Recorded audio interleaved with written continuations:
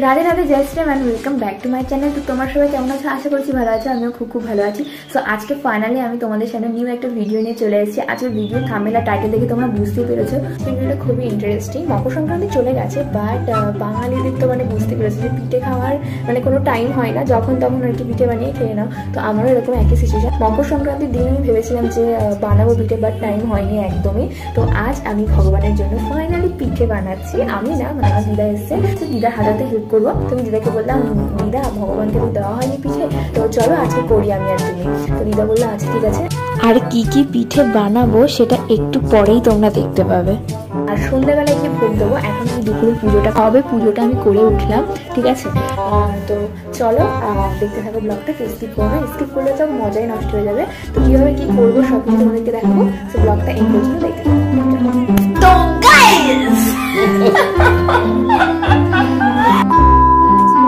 তো গাইস আমাদের শেফ চলে এসেছে এই সরঞ্জামের এখানে। এখন আমার শেফ দিয়েছে দায়িত্ব, গুরুত্বপূর্ণ দায়িত্ব দিয়েছে নারকেল কোড়া, সেটাই আমি এখন করবো। তো চলো আমরা এখন নারকেল কুড়ে নিই। এখন আমি গ্যাসটা একটু সেট করে দিই, সেট করে তারপরে নারকেল টারকেল তুলে একবার তোমার সাথে দেখা হচ্ছে না। এদিকে আমার শেফ ভীষণ রাগ করে, অল্পতেই লেগে যাবে। কাজের থেকে তাড়িয়েই দিল, তখন হয়তো হাফ মাসের মাইনাই কেটে নিল। তো ব্যাস হয়ে গেল। ও শেফের হাসি।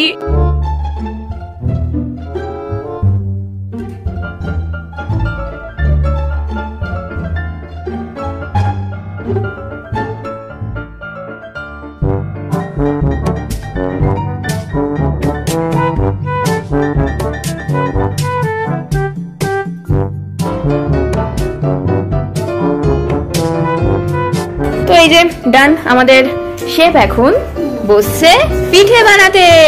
তো প্লিজ গাইজ, আমার ঘরের অবস্থা খুবই খারাপ, ইগনোর করো ব্যাকগ্রাউন্ডটা। যেটা এখানে হাড়ি বসিয়ে দিয়েছে। আর হ্যাঁ, আমার প্লিজ ড্রেসিং ড্রেসটা একটুখানি ইগনোর করো। আমি মারটাই পরে আছি, কারণ তখন পুজো দেখছিলাম, তাড়াতাড়ি করে নাইটটা পরে নিয়ে তারপরে পুজো দিলাম।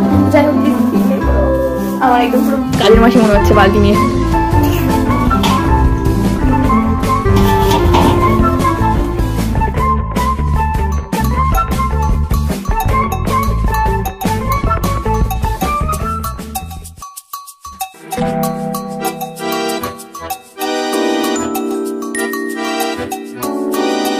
ঠাকুরের বটিটা যে কোথায় রেখেছি আমার মাথায় নিয়ে দিয়েছে, এইটা দিয়ে যাও বাড়ি করলাম।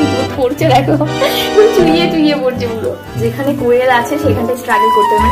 শেফ শেফ শেফ শেফ রাধুনি।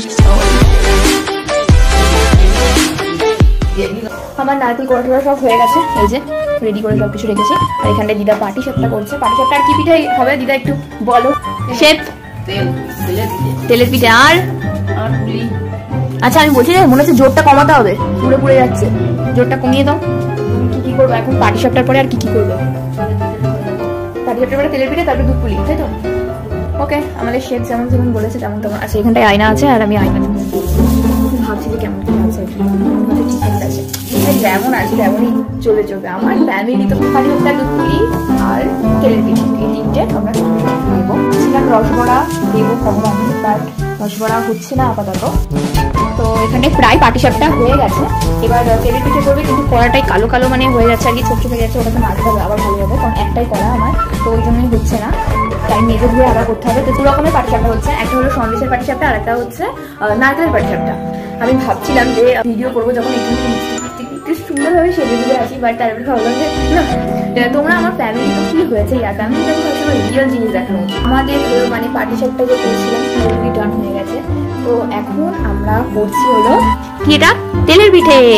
তারপর তেলের পিঠে পাটিসাপটা এইগুলো করার পর আমরা এখন করছি হলো দুধ পুলি। দুধ পুলি করতে গেলে যে কি কি দরকার সেটা আমি সেদিনকে দেখে রেখেছিলাম, বাট এখন ভুলেই গেছি। আমি ভাবছিলাম যে তোমাদেরকে বলবো, কিন্তু মাথা থেকে আমার বেরিয়ে গেছে যে কীভাবে কী করতে হয়। শুধু এইটুখানি মনে আছে যে গরম জলের মধ্যে ওই চালের গুঁড়োগুলো দিয়ে তারপরে দিদা কি একটা করেছিল, এইটুখানি আমার মাথায় আছে। তারপরে বাকি সব ইতিহাস।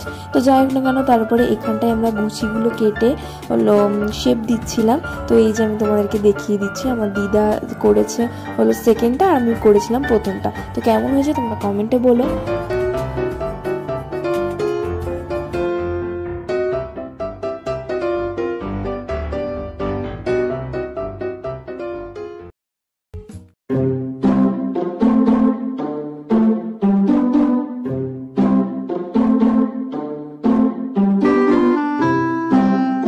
গাইস আমাদের পুরোটাই কমপ্লিট হয়ে গেছে। এই যে দুধ পুলি আর এই যে আমি সাজিয়েছি যা হোক করে, মানে সাজিয়েছি আর কি।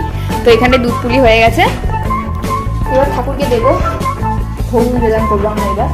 তো এখন আমার ভগবানকে ভোগ নিবেদন করা হয়ে গেছে আর আমি তো খুবই হ্যাপি, ফাইনালি আমি পিঠে ভোগ দিতে পেরেছি ভগবানকে। এখন আমি বাইরে যাবো, আর বাইরে গিয়ে দেখলাম যে ঝড় উঠেছে, এমন হাওয়া দিচ্ছিল যে মনে হচ্ছে এখনই কারেন্টটা যাবে আর বৃষ্টিও পড়বে।